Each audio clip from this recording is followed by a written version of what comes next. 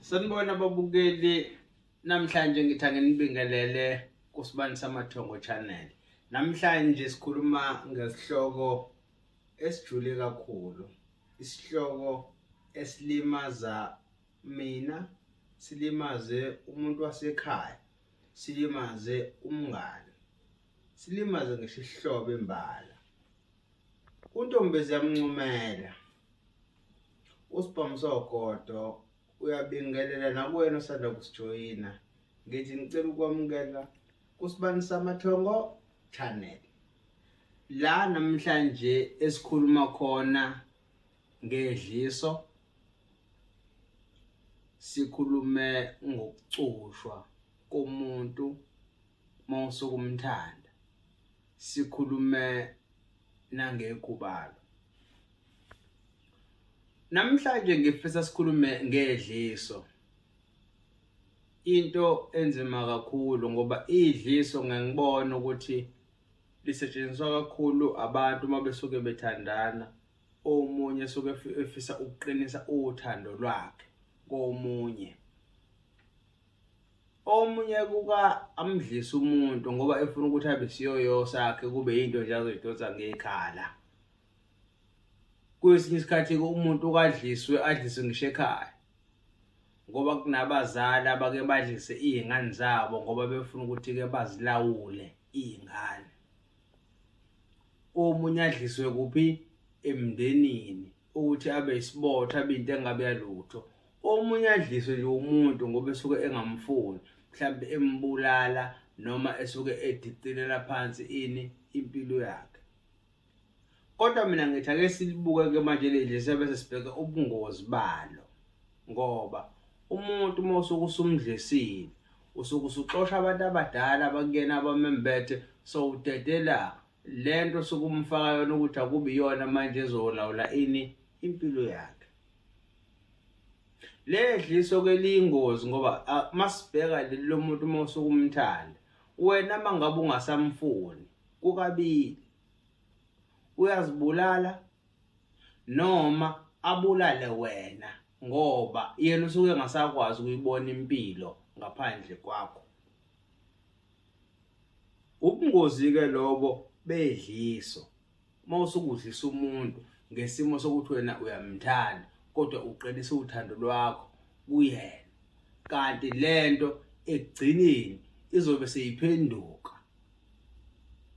seyidala inkinga kuwena nakuyena futhi empilweni yakhe. Umuntu mangabe esenedliso kufanele aphalaze. Ayikho into ekhipha idliso ngaphandle kokuthi uphalaze. Bese kuzoba khona idliso lasebusuku, leli esidliswa ngomoya ebusuku masuka silele uphuphe udla, kanti usudliswa ngempela. Kubalulekile ukuthi mangabe uphuphe udla noma mawuphupha udla, into yokuqala ekufanele uyenze, kufanele uphalaze. Mawungenawo umuthi kufanele uthathe impepho uyibilise, uyifake nosawoti omahadlahadla, uphalaze, ukhiphe lento okade uyidla ebusuku ulele. Mase sibheka ubungozi bokucushwa komuntu nokucupha umuntu. Isikhathi esiningi abantu manje sebecupha abantu ngokuthi uma beyocansini nabanye abantu imizwa ingasebenzi. Uthola ukuthi umuntu uhambele wayontshontsha, kanti umuntu antshontsha naye umcuphile. Uyaqamba lo muntu usebuyela kumuntu athandana naye, imizwa ayisasebenzi. Yinto esibhekana nayo kakhulu esigodlweni. Afika umuntu athi ubaba wekhaya akasakwazi ukuthi engijabulise.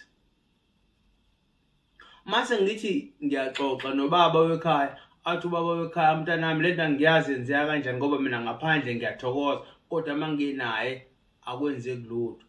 Ebese yakhohlwa ukuthi mhlawumbe yena uphumile waya ngaphandle, kanti ngaphandle nje wayethola umuntu ozomgila othi ngilone lo uthando, wasecupha yena, inkinga ikuyena. Uthola ukuthi ke manje uthando alisemnandi. Ubungozi balento yokucupha umuntu. Uma ucupha umuntu, ngisho ngabe uthi uziphethe kahle kanjani, kodwa lento osuke umbeke yona isuke ifuna ukusebenza. Uyaqala angaziphathi kahle. Ngoba labo nogado babekena sebeyafuna bona ukuthi baziveze ukuthi bakhona. Usezoqala manje eqome noma aqome kuze kubonakale lento ukuthi iyasebenza ngempela, ngoba nayo ayifuni ukuthi ihlale nje ngokuthula ingasebenzi.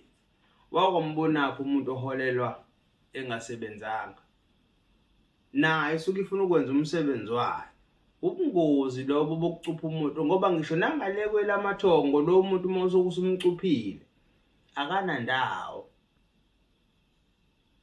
ngoba kusokukhona izinto esuke ebekwezona yena ezimvimba ukuthi axhumane nani nabantu abadala. Ukucupha umuntu akuhlukile nokuthi umuntu uma ehambe ngesikhali bese nimphathisa isikhali nani ekhaya. Ihamba lento izilimaze izifike lapho. Bese kuzoba khona ikhubalo elenziwayo abantu beligcobe emzimbeni, izibambelela. Ngenxa ukuthi abantu sebefuna ukuthi uthando ungabe kusaba uthando lwemvelo, ungabe kusaba uthando lukaMdali. Abantu uthando lwabo sebefuna ukuthi liqiniswe ngezinto ezithize. Egcineni leyo nto bese yalimaza uthando. Namhlanje ngithi ke mbukeli wesibani samathongo channel, uma uke wabhekana naleso simo esikanjalo, hamba emsamo, ushisa impepho, ubekela abantu abadala, ugeza, bese uyagezwa futhi ukuze konke lokungcolo okukhona kuwena kuphume. Mase uyasukuma uthole ini usizo. Umntwana wethongo ukhiza lokhiza emzini amenye amadoda, usibhamusa ukodwa siqhuma simangaza. Umatho omonye ukhafula sekubonile, untombezi yamncumela zonke zifisa ukuma naye. Ukhona iqala elifisa ukuyona nangenxa yenhlanzeko nje qha. Uyabona.